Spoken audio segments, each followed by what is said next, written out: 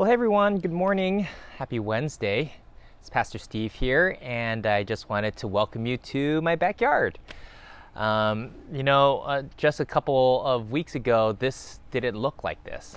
When we moved here about a little over a year and a half ago, it took some time to adjust to the SoCal life. We love the fact that we're close to the mountains now and close to the beach.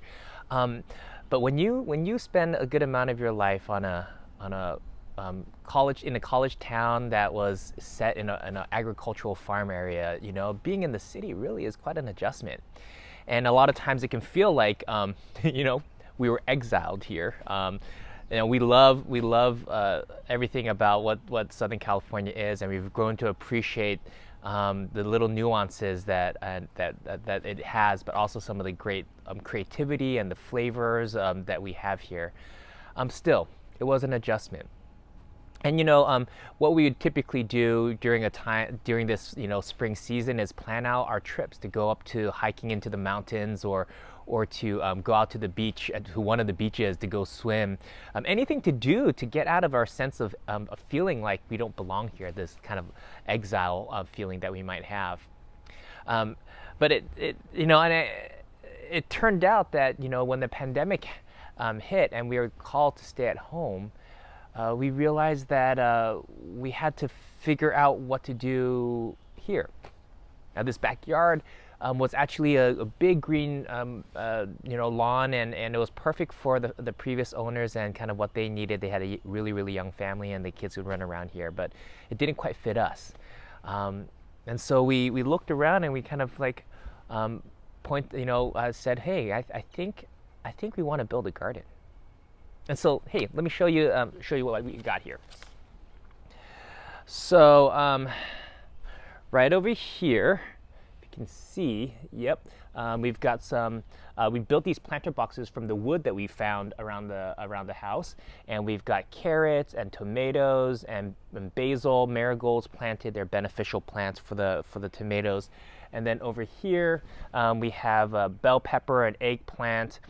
We've got parsley. And then over here, we've got a nice little, hot chili plant.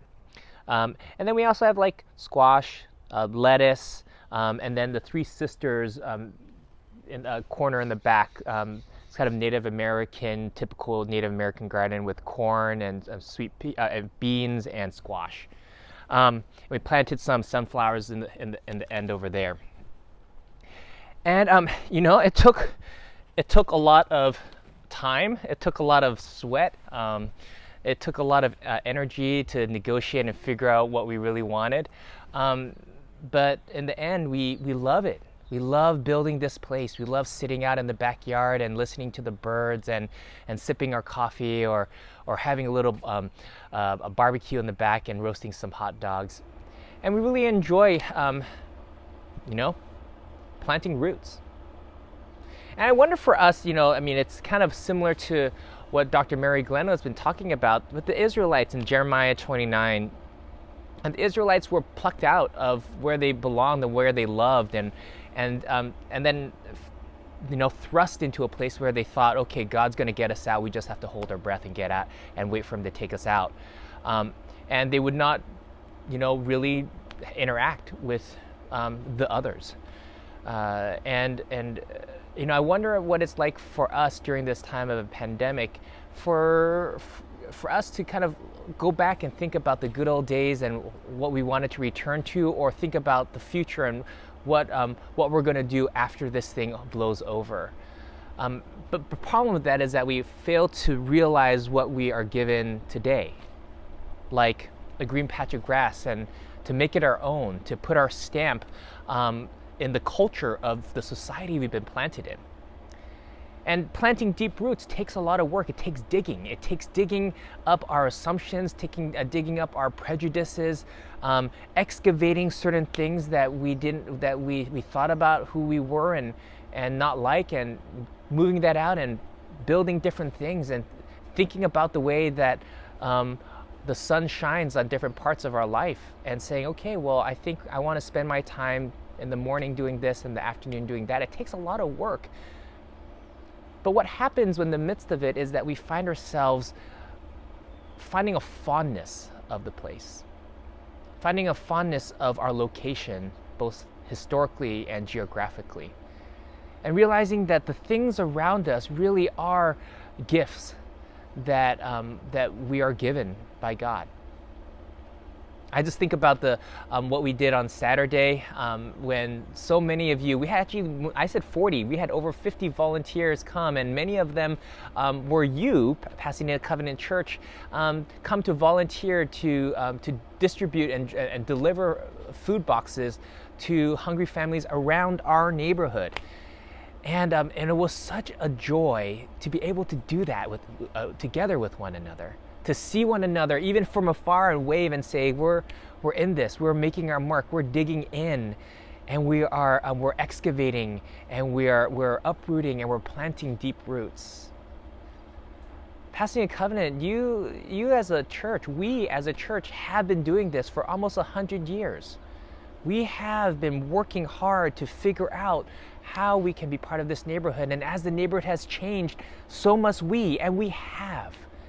And we continue to figure out ways that we can partner with other organizations, other groups, and say, hey, we are in this together. Can we intermarry in some sense our efforts so that there's a bigger impact to our neighborhood that we love? And so, sisters and brothers, while you're in this place, continue to remember that God is with you, that God is in your midst, and He loves you dearly. And remember that what you get to do is what you can do right now. Think about the friendships that you've made with your neighbors. Think about the phone calls you can make. If you're stuck at home, think about the phone calls you can make with old friends. Make some reconnections. Think about the ways that you can pray differently as you walk through the neighborhood. Think about the ways that you can participate online in certain movements that will continue to care for our city. Think about the ways that within your own family you can cultivate deep roots with one another. We're in this together. Do not ever forget that. And my prayer for you is that during this time, we will find ourselves coming out of it saying, surely God was in this place and we had not known it. Sisters and brothers, I can't wait to see your smiling faces on Sunday when we get back together. But till then, God bless you and have a great week.